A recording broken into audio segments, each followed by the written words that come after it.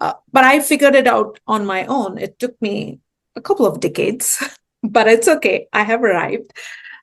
Yeah. So that's what bothers a little bit. And I wish the children are taught that early on.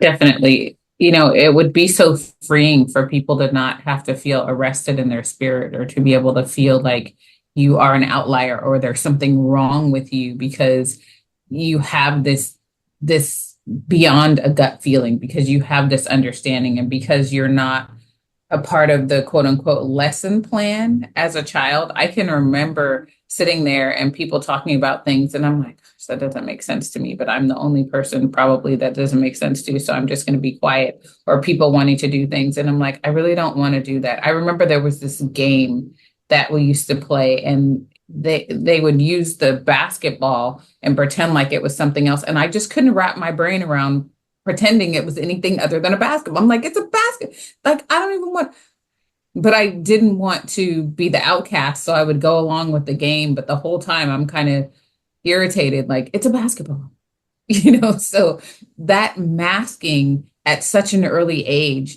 is exhausting. So there's such horrible, like misunderstood correlation between a neurodivergent brain, which just merely functions in a different manner than an allistic brain. Absolutely. That's a great point. And I will actually, I wrote that down because I really want to embrace utilizing the term holistic as well, because the typical piece to it, it's like typical for who, and yes, it can be, neurodiversity can be disabling because the world was not designed to include our frame of thought and the way that we operate.